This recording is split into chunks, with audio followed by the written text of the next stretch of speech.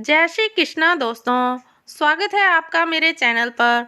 आज मैं आपको पंच भिखू की कहानी सुनाने जा रही हूँ। लेकिन कहानी शुरू करने से पहले अगर आपने अभी तक मेरे चैनल को सब्सक्राइब नहीं किया है तो कर ले और पास में लगे बेल आइकन को भी दबा दें ताकि मेरे आने वाली सभी वीडियोस की नोटिफिकेशन आपको मिल जाए। तो चलिए शुरू करते हैं पंच भिखू की कहानी।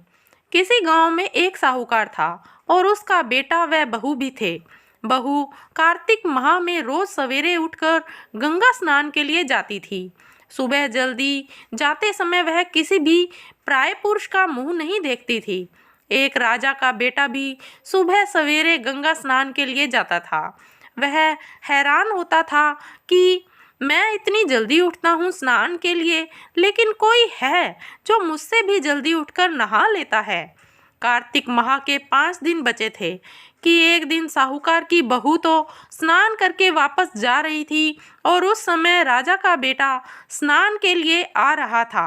आवाज सुनकर वह जल्दी जल्दी जाने लगी, लेकिन जल्दबाजी में उसकी माला मोजड़ी छूट गई। राजा के बेटे ने उसकी माला मोजड़ी उठा ली और सोचने लगा कि जिस स्त्री की यह माला मोजड़ी इतनी सुंदर है वह स्त्री कितनी सुंदर होगी।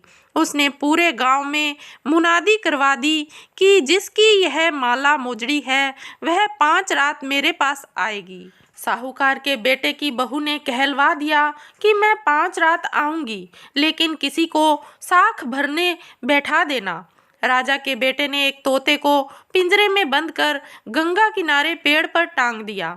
बहू सुबह के समय आई, पहली पैड़ी पर पैर रखा और बोली, हे कार्तिक के ठाकुर, राय दामोदर, पांचों पांडु, छठे नारायण, भीखम राजा, उस पापी को नींद आ जाए। राजा के बेटे को नींद आ गई।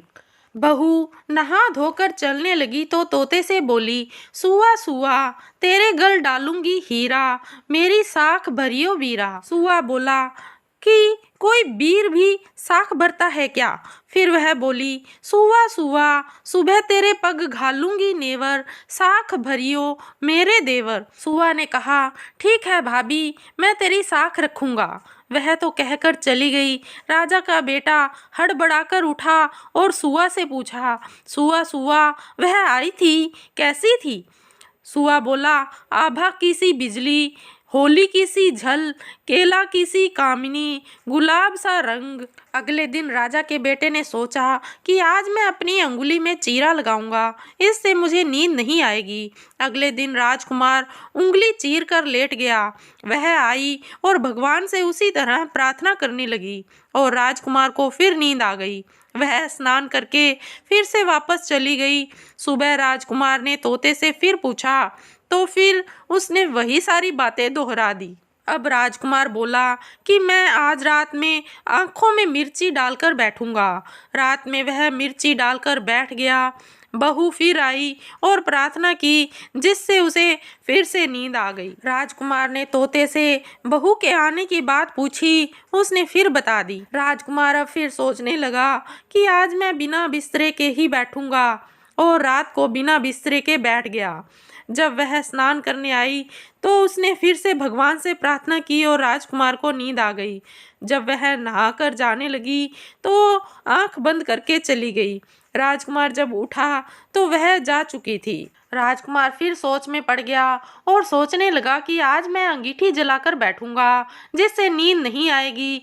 फिर वह रात को अंगीठी रख कर बैठ गया। साहूकार की बहू आई और वह भगवान से प्रार्थना करने लगी कि आपने 4 रातें तो निकाल ली, अब यह रात और निकाल दो। भगवान ने उसकी बात रख ली और राजकुमार को नींद आ गई। जब वह नहा कर जाने लगी तो तोते से बोली कि इस पापी को कह देना कि 5 रातें पूरी हो चुकी हैं, वह मेरे मोतियों की माला मेरे घर भिजवा दे।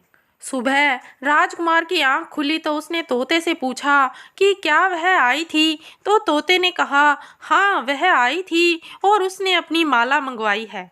यह सुन राजकुमार सोचने लगा कि वह तो सच्ची थी, तभी तो भगवान ने भी उसका सत्य रखा। कुछ समय के बाद राजकुमार को कोढ़ हो गया। राजा ने ब्राह्मण को बुलाकर पूछा कि मेरे बेटे का शरीर क्यों जल रहा है। ब्राह्मण ने विस्तार से सारी बात राजा को बताई कि इसने क्या किया था। ब्राह्मण ने कहा कि इसने पतिव्रता स्त्री पर बुरी नजर डाली, इसलिए यह इस रोग से पीड़ित हुआ है। राजा ने इसके ठीक होने का उपाय पूछा तो ब्राह्मण ने कहा कि यह उस साहूकार की बहू को धर्म की बहन बनाए और रोज उसके नहाए हुए जल से यह स्नान करे, तब यह ठीक हो सकता है। राजा साहूकार की बहू की माला लेकर साहूकार के घर गया और बोला कि यह माला आपकी पुत्रवधू की है, इसे ले और आपकी बहू के नहाए हुए जल से मेरे बेटे को नहला दे। साहूकार बोला कि वह तो किसी पराये पुरुष का मुंह तक नहीं देखती, आप उसे इस नाली पर बिठा दीजिए, जब वह ऊपर नहाएगी तब नीचे इस नाली के पानी से आपका पुत्र नहा लेगा। राजकुमार ने ऐसा ही किया और कुछ समय बाद उसका शरीर चंदन सा हो गया। हे पंच भीखू देवता, जैसे आपने साहूकार की पुत्रवधू का सत रखा, वैसे ही सबका रखना। तो दोस्तों, इसी के साथ ही पंच भिखू की कहानी समाप्त होती है। आपको ये कहानी कैसी लगी कमेंट करके अवश्य बताइएगा और कमेंट में जय श्री कृष्णा लिखना ना भूलिएगा। अगर आपको ये वीडियो अच्छी लगी तो इसे लाइक कीजिए, शेयर कीजिए और मेरे चैनल को सब्सक्राइब करना ना भूलिए और पास में लगे बेल आइकन को भी दबा दें ताकि मेरे आने वाली सभी वीडियोस की नोटिफिकेशन आपको मिल जाए। धन्यवाद दोस्तों, मिलते हैं अगली वीडियो में। जय श्री कृष्णा।